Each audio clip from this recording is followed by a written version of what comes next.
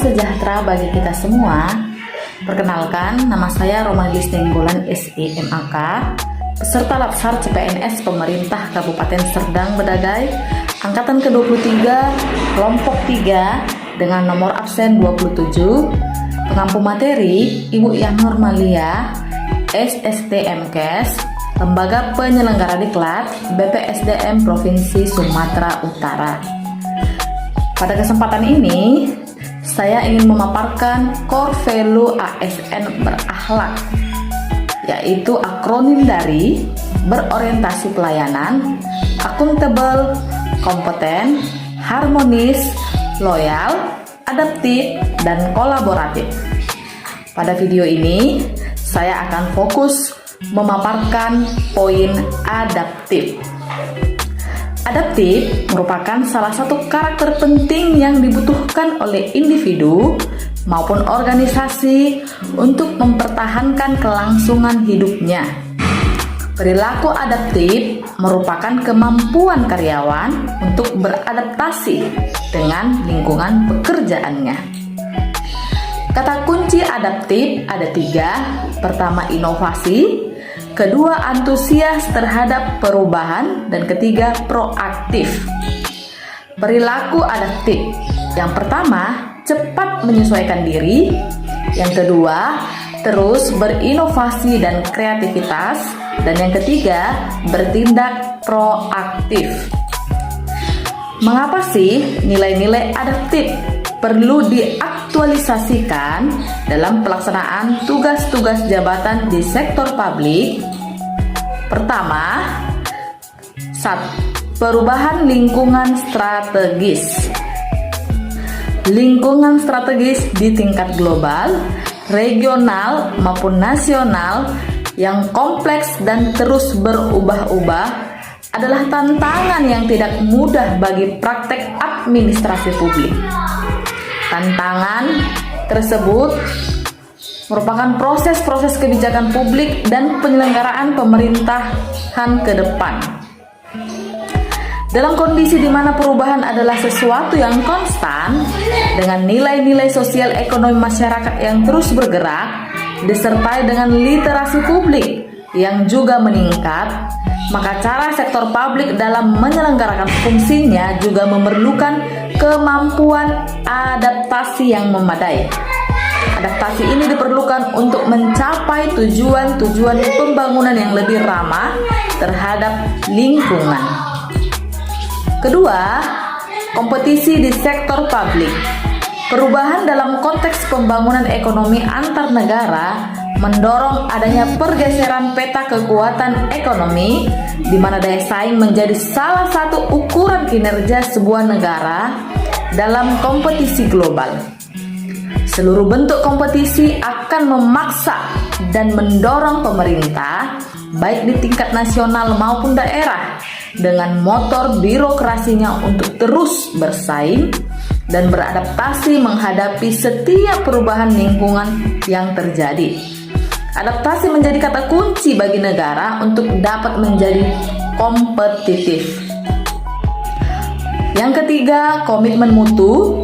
Kurangnya kualitas layanan selalu muncul dalam berbagai bentuk narasi, seperti maraknya kasus korupsi, pembangunan sarana fisik yang terbengkalai, kecenderungan pelaksanaan tugas yang lebih bersifat rule driven dan sebatas menjalankan rutinitas kewajiban, serta terutama masih adanya keluhan masyarakat karena tidak puas atas mutu layanan aparatur. Kondisi tersebut sebagai cerminan penyelenggaraan layanan yang kurang bermutu. Dalam hubungan ini, maka efektivitas, efisiensi, inovasi, dan mutu menjadi kata kunci bagi ASN untuk berkomitmen dalam memberikan pelayanan yang terbaik. Konsekuensi yang terpenting dari komitmen mutu ini adalah bahwa ASN harus memastikan pelayanan publik terselenggara sebaik mungkin dengan cara apapun, sekalipun harus melakukan perubahan, penyesuaian, atau adaptasi tentunya. Yang ketiga, perkembangan teknologi. Tidak bisa dipungkiri bahwa teknologi menjadi salah satu pendorong perubahan terpenting yang mengubah cara kerja birokrasi serta sektor bisnis. Peralihan ini tidak saja bertumpu pada pembangunan infrastruktur teknologi, tetapi juga memastikan SDM, budaya kerja, mentalitas, dan yang tidak kalah penting yaitu tingkat aksesibilitas yang memastikan keadilan bagi warga negara untuk mendapatkan hak pelayanan. Kondisi di bawah ini memaksa kita untuk beradaptasi dalam segala bentuk peralihan. Kita ketahui teknologi berkaitan dengan kecerdasan buatan, isu keamanan, sosial media, pelayanan publik berbasis digital, dan big data. Kemudian tantangan praktek administrasi publik. Praktek administrasi publik sebagai pengejawatahan fungsi pelayanan publik oleh negara dan pemerintah selalu berhadapan dengan tantangan yang terus berubah dari waktu ke waktu. Tantangan ini menjadi faktor yang memaksa pemerintah untuk melakukan adaptasi dalam menjalankan fungsinya.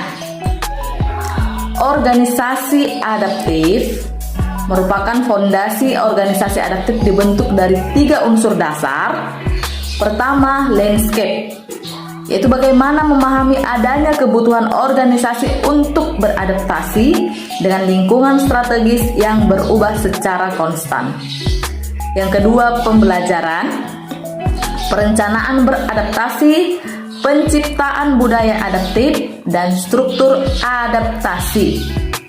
Dan yang ketiga, kepemimpinan, menjalankan peran penting dalam membentuk adaptive organization. Ada 9 elemen budaya adaptif menurut Management Advisory Service. Pertama, purpose, yaitu tujuan organisasi. Kedua, culture value, yaitu nilai budaya. Ketiga, vision, yaitu visi organisasi. Keempat, corporate value, yaitu nilai organisasi. Kelima, corporate strategi, yaitu strategi organisasi. Keenam, struktur, yaitu struktur organisasi. Kedelapan, problem solving, yaitu permasalahan di dalam organisasi. Kedelapan, partnership working, yaitu teman bekerja sama, rekan bekerja dalam organisasi. Dan yang kesembilan ada rule, yaitu aturan di dalam organisasi. Kemudian panduan membangun organisasi yang adaptif, yaitu pertama, membuat tim yang diarahkan sendiri. Kedua, menjembatani silo melalui keterlibatan karyawan. Dan ketiga, menciptakan tempat di mana karyawan dapat berlatih berpikir adaptif. Kemudian pemerintahan yang adaptif. Grindel menggabungkan 2 konsep untuk mengukur bagaimana pengembangan kapasitas pemerintah adaptif dengan indikator sebagai berikut. Pertama, pengembangan sumber daya manusia adaptif. Kedua, penguatan organisasi adaptif. Dan ketiga, pembaruan institusional adaptif. Menurut Neo dan Chen, terdapat 3 kemampuan kognitif proses pembelajaran fundamental untuk pemerintahan dinamis, yaitu berpikir ke depan, berpikir lagi, dan berpikir lintas. Kesimpulan, perilaku adaptif merupakan tuntutan yang harus dipenuhi dalam mencapai tujuan, baik individu maupun organisasi, dalam situasi apapun. Berikut contoh video implementasi poin adaptif di unit kerja Badan Pengelola Keuangan dan Aset Pemerintah Kabupaten Serdang Bedagai, yaitu sebelumnya absensi kehadiran menggunakan teknologi mesin yang ada di sekitar lingkungan kantor, kemudian beralih kepada absensi kehadiran menggunakan mobile phone masing-masing ASN. Itu disebabkan karena kemajuan teknologi yang semakin canggih.